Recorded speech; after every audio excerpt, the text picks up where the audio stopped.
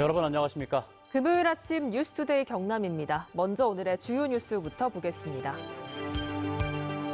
여객선 이용객들을 위해 통영 섬 지역에 여객선 터미널이 지어졌지만 터미널을 이용하지 못하고 있습니다. 기관 간의 힘겨루기 때문입니다. 알프스 하동 프로젝트를 추진하는 하동군이 케이블카 설치도 검토하고 있습니다. 기재부가 사회적 타협 방식으로 논의를 시작했는데 논의기구의 중립성 논란도 일고 있습니다. 후반기 의장단 선출을 놓고 경남도의회를 비롯한 지방의회 곳곳에서 파행이 거듭되고 있습니다. 도민들의 실망감도 커지고 있습니다. 경남의 기숙사 사감 노동자들이 이른바 공짜 노동을 하고 있다며 처우 개선을 요구하고 있습니다. 여객선 이용객들의 편의를 위해 통영 도서 지역에 여객선 터미널이 지어졌습니다. 벌써 준공 8개월이 지났지만 지금까지도 터미널을 이용하지 못하고 있습니다. 그 이유가 황당한데요. 부정석 기자가 취재했습니다. 통영시 한산도 제승당 여객선 터미널입니다. 어떻게 된 일인지 여객선을 기다리는 관광객과 주민들이 터미널 대신 도로에 나와 있습니다. 터미널로 다가가자 내부 점검 중이라는 안내판과 함께 문이 굳게 닫혀 있습니다. 화장실도 이용할 수 없습니다. 공사가 끝난 지가 1년이 넘었는데도 지금까지 말이 없으니까 저는 주민으로서 저게 왜 저런지 이유도 모르고 그냥 햇볕 좀 쉴 수 있는 곳, 햇볕을 피할 수 있는 곳, 비바람을 피할 수 있는 곳만 있었으면 좋겠다. 마산해운항만청은 통영시의 요청으로 6억 원을 들여 지난해 11월 제승당 여객선 터미널을 지었습니다. 하지만 관리 운영을 놓고 두 기관이 힘싸움에 들어갔습니다. 마산해운항만청은 관리 위임으로 통영시가 터미널 운영을 맡아야 한다고 주장하고 있습니다. 통영시는 소유권 이전 없이 운영을 할 수 없다며 버티고 있습니다. 이 때문에 준공을 하고도 8개월 동안 문조차 열지 못하고 있습니다. 이해할 수 없는 부분이죠. 그 두 간이 서로의 어떤 모르겠습니다. 뭐 욕심 아닌 욕심 때문에 그런 건지 모르겠는데 이거는 있을 수 없는 일입니다. 이곳 한산도 제승당 여객선 터미널뿐만 아니라 비진도와 매물도 여객선 터미널도 똑같은 이유로 이용객들이 이용하지 못한 채 방치되어 있습니다. 여객선 이용객들의 편의를 위해 세금을 들여 터미널을 지어놓고는 해운항만청과 통영시의 말도 안 되는 힘싸움 때문에 결국 이용객들만 불편을 겪고 있습니다. MBC 뉴스 부정석입니다. 지리산에 산악열차와 숙박시설을 만드는 알프스 하동 프로젝트를 추진하고 있는 하동군이 케이블카 설치도 검토하고 있습니다. 이 프로젝트는 기획재정부가 사회적 타협 방식인 한걸음 모델의 과제로 선정해 논의를 시작했는데 논의기구의 중립성 논란도 일고 있습니다. 이준석 기자가 보도합니다.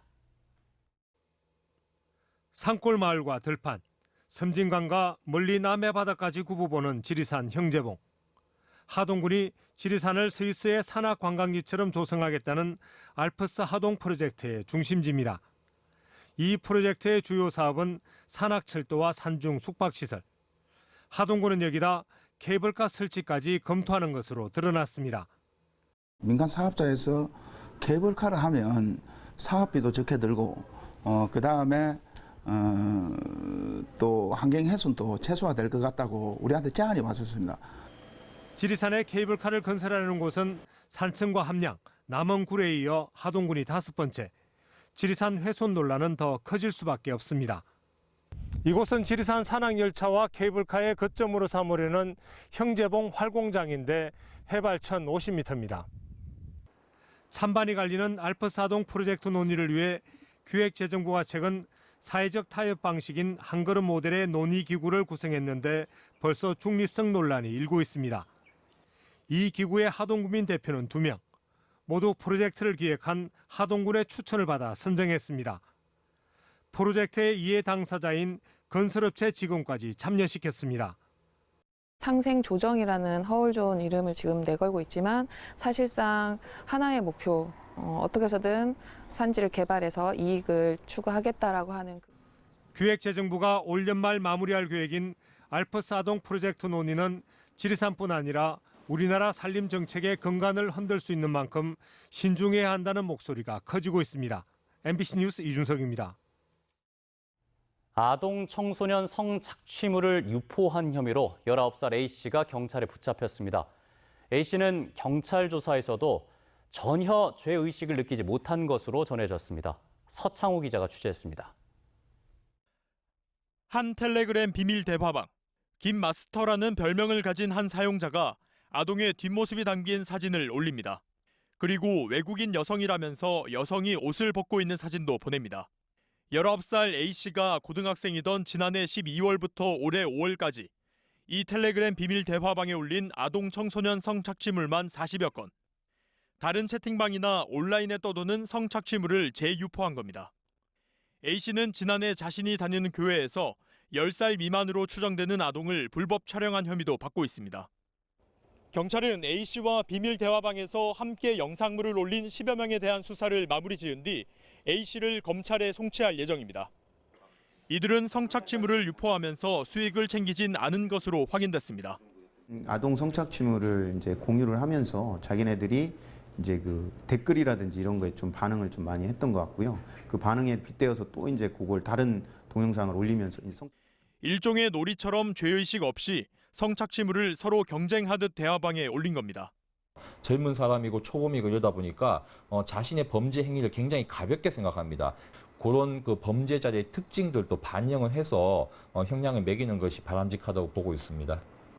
N번방 사건 이후 아동이나 청소년의 성보호에 관한 법률은 강화됐지만 성범죄에 대한 인식은 크게 달라지지 않고 있습니다. MBC 뉴스 서창호입니다.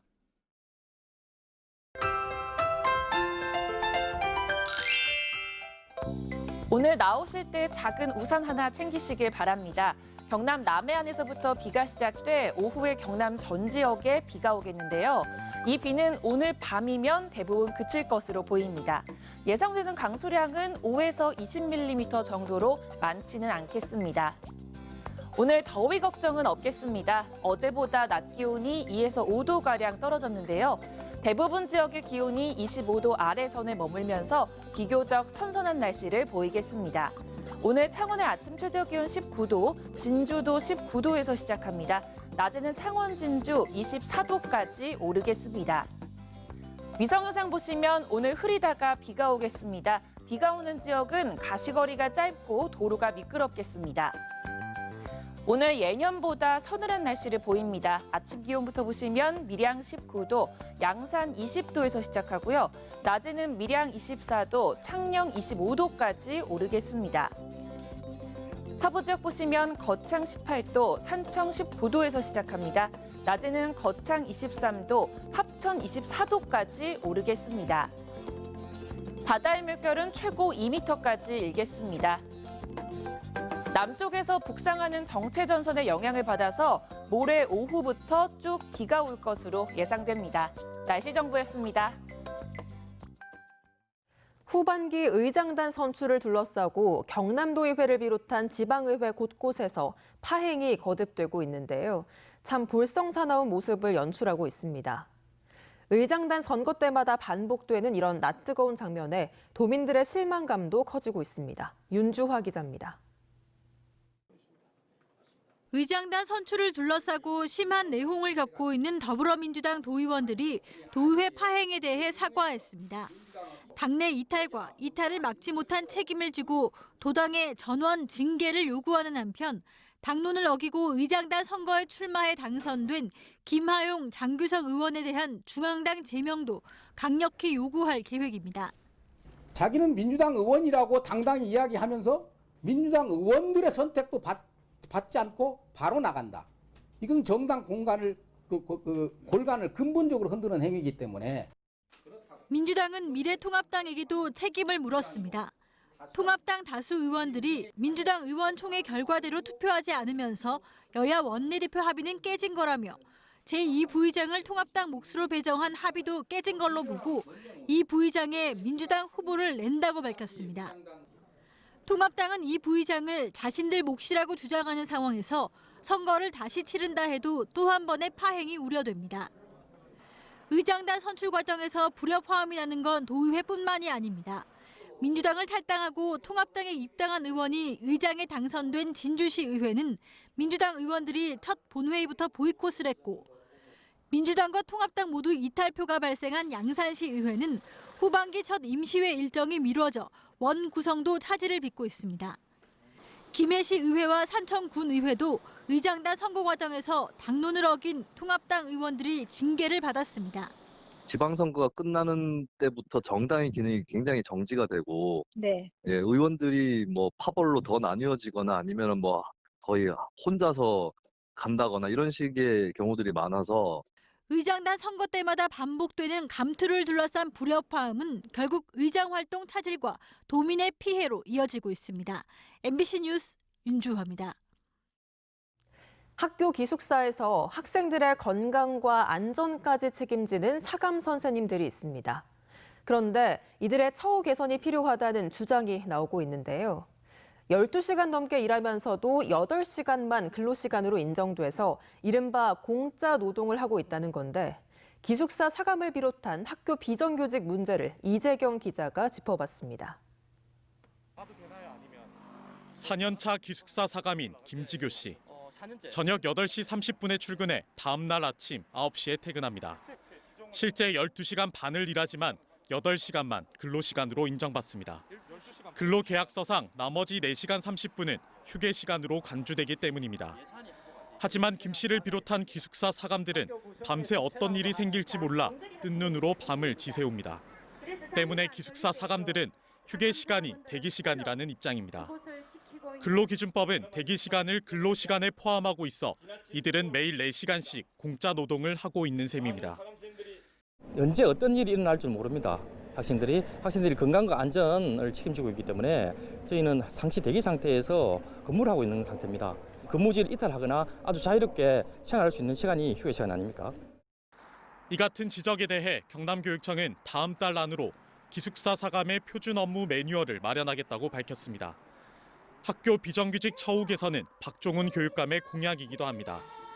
다른 학교 비정규직 노동자들도 처우 개선을 위해 총파업에 나선 지 1년이 지났지만 달라진 것은 없습니다.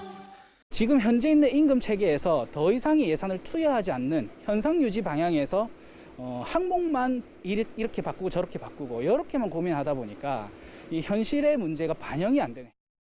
경남교육청은 노조와의 교섭을 통해 학교 비정규직 처우를 개선하겠다는 입장입니다.